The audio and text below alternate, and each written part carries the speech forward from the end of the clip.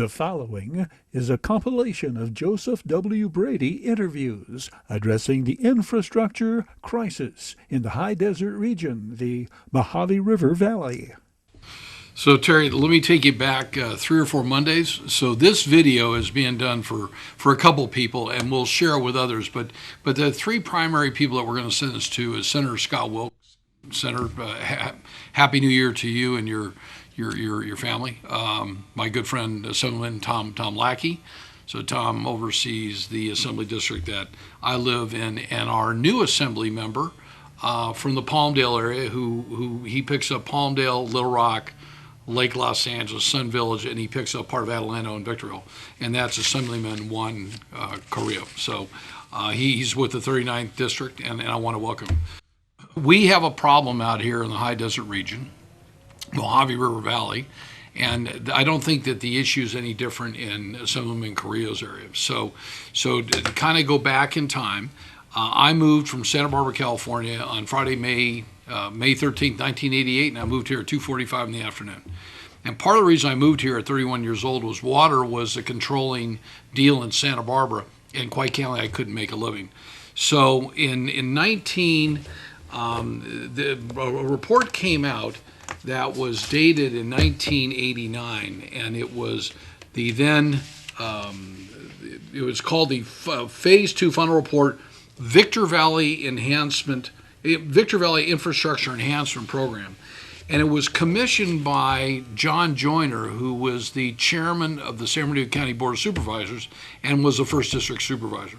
So he went through and put this report together, and at the time it said that it was like 1.2 billion or 1.3 billion in infrastructure. This is in 1989. So that was parks, water, sewer, roads and things like that, libraries and things like that. Well, so we saw what happened with George Air Force Base. That closed, and that stopped any money from being spent really between 1990 and about 1999.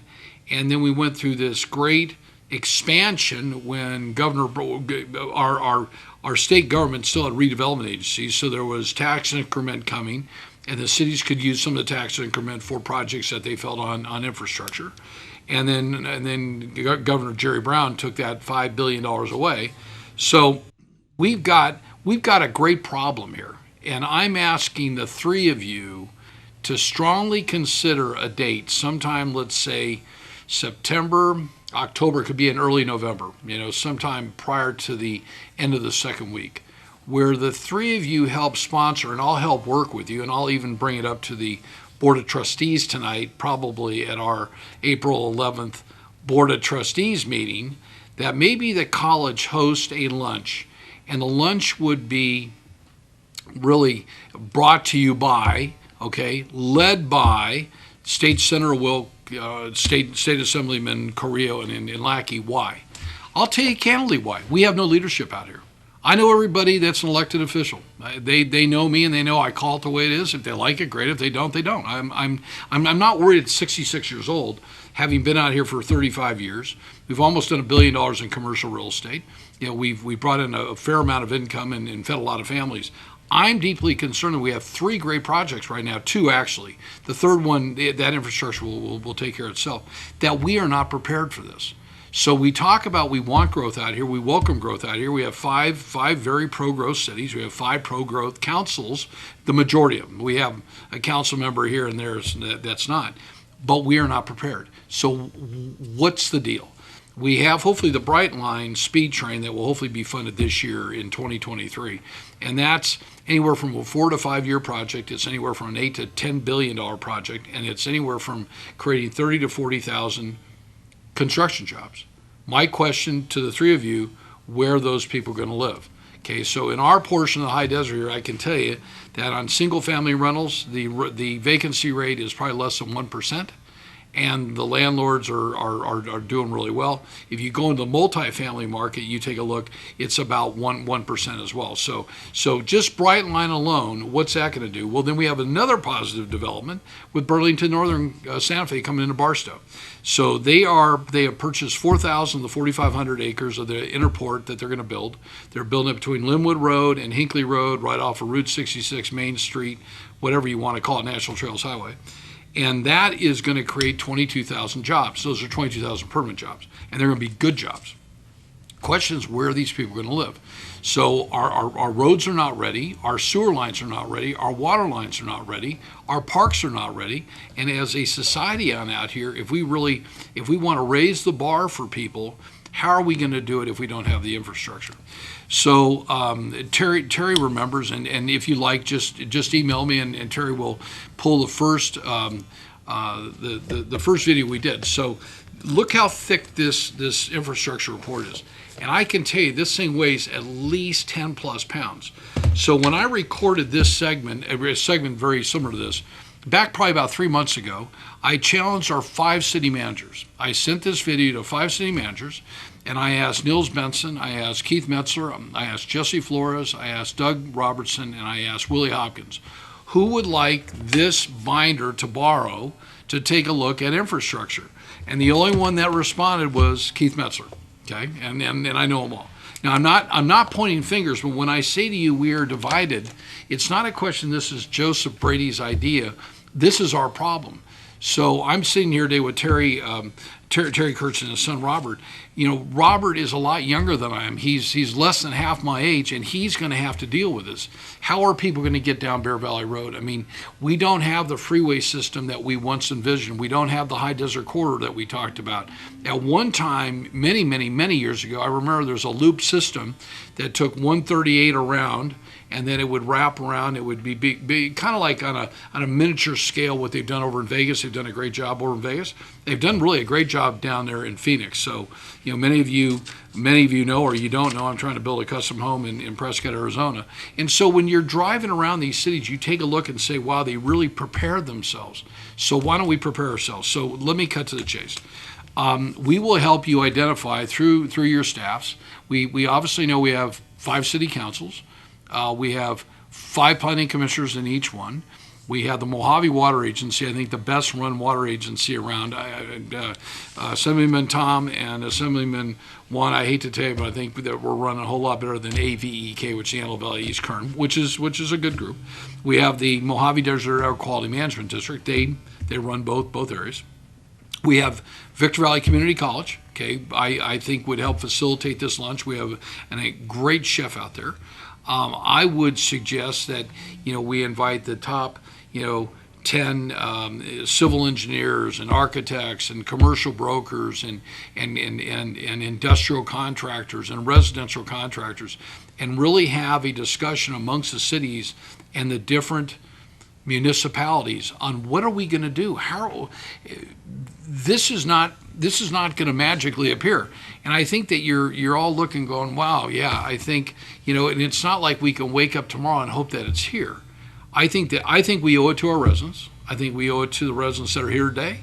I think that whether they're going to benefit from this infrastructure, but I think we need to benefit the kids that are out here, or your great grandkids, that we give them some kind of an opportunity, and we really sit down and figure out how we're going to do this. So we understand how CEQA works, and that would be a delay. I think that between the 3 of you working together in tandem, hopefully maybe you could get the governor's office behind this. We're going to need some serious money here. My guess today, to take care of the infrastructure work that we're going to need here in the high desert region, including Barstow, and that's roads and water, flood control, parks, libraries, things like that. You could probably easily chew through $3 billion. What is $3 billion anymore? I mean, they were throwing $1 trillion here and $1 trillion around during COVID like it was nothing, and look what it did. It caused a recession. But Terry, one of the things I get is I get the Phoenix Business Journal, and here's just it's a weekly, and it's great. And there's billions of dollars going to Phoenix, expanding Arizona infrastructure grants. So they've got it.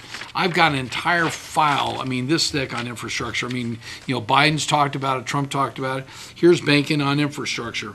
This is in Washington Examiner. Pair of bipartisan House members pushed for a privately funded entity to finance projects. There's a point where we need to come together, and I think the three of you can help us do that. Well, I'm hoping that the three of you will agree.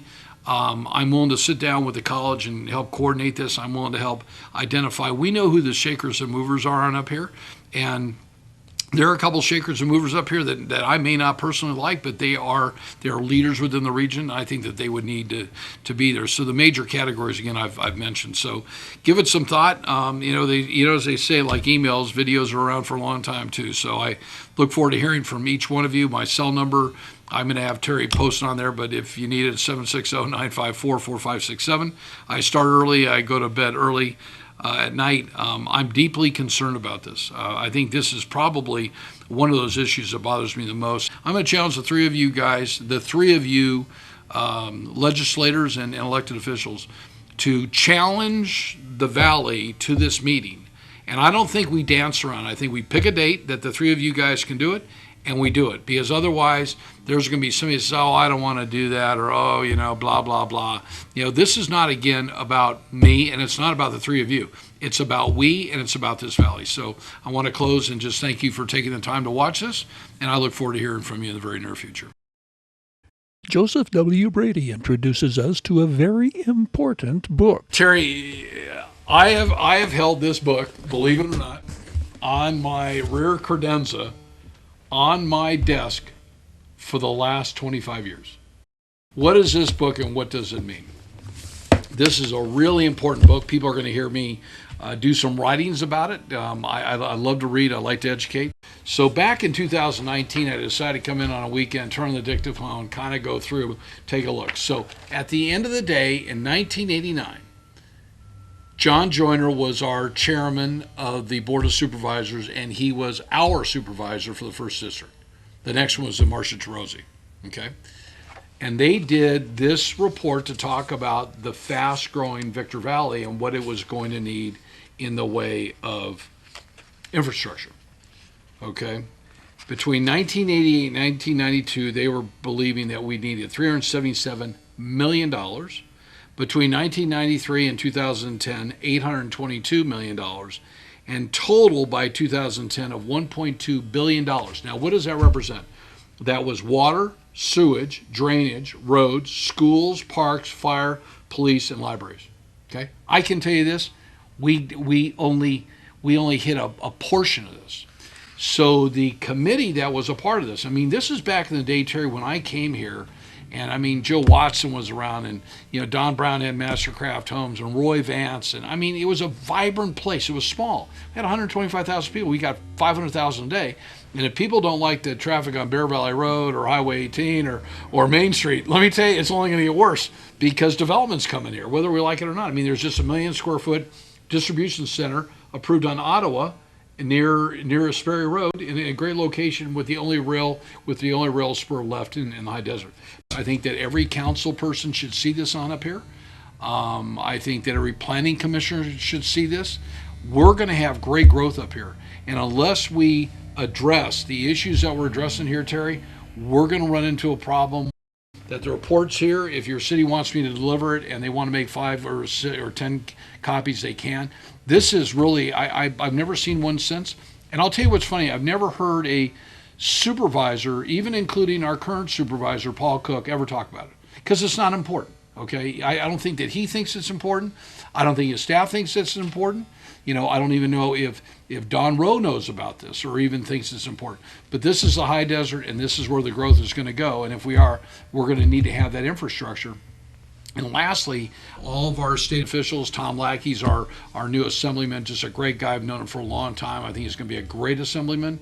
Scott Wilkes, Scott, I know you're passionate. He started his career in the community college system. Jay Obernolte, I just think is the greatest congressman that we're going to have, although, Jerry Lewis was good. He brought a lot of money back when he was on the appropriation side. And hopefully Don Rowe, and maybe we'll get a call from Paul Cook personally and say, what can I do to kind of lead the charge of this? So, Terry, I just want to say I think this is really important, and I finally brought it out, and hopefully people will understand why I think it's important. We can't keep kicking this can down the road anymore. So, Happy New Year to everybody. I hope you have a great day, and God bless America. Joseph W. Brady, how do you respond to the glass half full or glass half empty state of our high desert Mojave River Valley economically? Terry, what I find, we have such a big area. Let's talk about the 5 things we think are important. Silverwood is a real project in southeast Hesperia. It's absolutely the finest piece of property for a residential community, and it couldn't be better developed by not only John O'Haney and his partners at Terra Verde, but the equity money that was brought in by Ray Huerta. So it's going to be a community on steroids. It's something I think everybody should take a look at. They broke ground in February of 2022. They have picked the 5 national builders. They'll be announced sometime in the next couple months. I think one of them is going to be a game changer as far as the name goes. They are prepping 2,000 lots. They've moved 10 million cubic yards of dirt. They have 9,633 acres. They have 15,663 lots. They believe it's a 30-year project. I believe it's going to be closer to a 25, maybe a 23-year project. And it's just in a great location. You add that project right there with the widening of Ranchero and the planning that the city of Hesperia did with San Bernardino County Transportation Commission, which I should remind everybody, the chairman of that right now is Art Bishop, and he's a resident of the high desert, and he's also involved in Apple Valley. They're spending $52 million to widen that, plus the amount that DMB and Terra Verde and Silverwood have to widen their portion that go back from really Santa Fe back to I Avenue. So you've got that right there. You look at the 13 million feet of industrial property that is in the entitlement in the city of Hesperia right now. There's nearly 20 million of industrial space in the entitlement stage in the city of Atlanta. The marijuana market did really well. We believe that that's kind of flattened out, but there's a couple million feet, almost 3 million feet out there that's done very well, and there's a lot of opportunities. Then if you look just to the north, you've got Southern California Logistics Airport. All those buildings at Dougal-Egan and Anita Tuckerman, many of you remember Anita Tuckerman developed. Those were sold to Ken Shear. Ken is the developer with Mark Milikovich at Covington that's developing the properties down there along I-15 and 395. They bought Dougal-Egan's portfolio of 3.4 million feet and spent $270 million in cash. So we have a lot of new money coming in here. Then you take the control of Southern California Logistics Airport and look at the 3,000 jobs that they've done, the balancing entitlement they have between 45 million and 50 million square feet, and it's now controlled by Prologis. And most people, Terry and Robert, I find they haven't been out to SCLA. I encourage everybody watching this, drive on at Derrick Expressway, take D Street, Derrick Expressway, turn left, get to Phantom West, turn right, and you go on in. You got Mars Bars, Plastipac, Boeing, ComAv. You've got Rubbermaid Newell. You've got the Mars people. They just opened up a pet plant. I mean, the pet food. You've got Iron Mountain that's in the storage business. You've got Amazon that's out there. And more importantly, you've got Kim Snyder, who's the president of Western Division, and Tyson Chaves that run that project. It is listed by CBRE. And they are the largest industrial developer in the world. In the world. They have 1.2 billion square feet of property around in 19 countries, and a Rolodex of 6,000. That's pretty big. You go out to the east on out there in the town of Apple Valley, we all know what a great job they've done. They got some exciting things coming in. That north side of town out there, out where the Walmart distribution center is, most people don't know that's the busiest Walmart distribution center in the country. You got the 1.3 million square foot Big Lots that's right next door. There's 20 million feet of industrial space being planned in that market out there, led again by Ken Shear and Mark Milikovich of Covington. And then you go further north of that out to Barstow, and while Barstow's population has remained rather stagnant for the last 60 years, well, they're going to be welcoming a portion of 22,000 people that Burlington Northern Santa Fe, which is a Berkshire Hathaway company, announced on October 1st, 2022, is coming to Barstow. Burlington Northern has bought over 4,300 of the 4,500 acres that they have told the city. They've told the city that it's a $1.5 billion initial investment. It's a whole lot more than that. They're going to create 22,000 jobs directly and indirectly within the BNF system. So if you listen to what they say, we've calculated through conversations we had. I mean, we were very proud that we recently represented Lewis Operating, Lewis Retail, on an exclusive negotiating agreement on a very large piece of property in Barstow with the city of Barstow. And based on the work that we have done and the analysis that we've seen, we believe that there's about 8,000 jobs that are going to go directly into Barstow, and the balance are going to be a part of the system. At the end of the day, what is that going to do? It's going to create a housing boom on out here. It's going to create a rental boom on out here. I've done more tours in the last 4 months due to the fact that we need more apartments on out here. We need more housing on out here. So is a glass half full, more than half full? And to close, I think that the thing that I think is a game changer, and I think that there's a lot of people in Napa Valley that are very proud. Our bishop should be very proud. He's been very much behind this. Been a lot of people behind this speed train. This goes back 34 years. It was called the Maglev train. We have every article. We have all the files on Maglev. And after Brightline finally breaks ground, we're probably going to do a big story on that. But that's a $10 to $12 billion project. I absolutely believe it's going to get funded. I take my hat off to Ray Wolf down at San Bernardino County Transportation and Art as this year's chairman and their board. All the permits are done. They're going down the center of the freeway. I think it's a game changer for those people that are driving down that Cajon Pass all the time, or they're on Facebook with the pain in the pass. That's going to open up after 4 years, and I think it's going to allow people to move up here and to live up here and to live affordably up here, because you can't live down affordably in Southern California. So at the end of the day, I have a lot of gas left in this tank at 67 years old, and I plan on using it because this is a great place to live, work, and play. And I love the high desert, and I love the Victor Valley, and I love the Mojave River Valley as well. Thank you, and God bless America.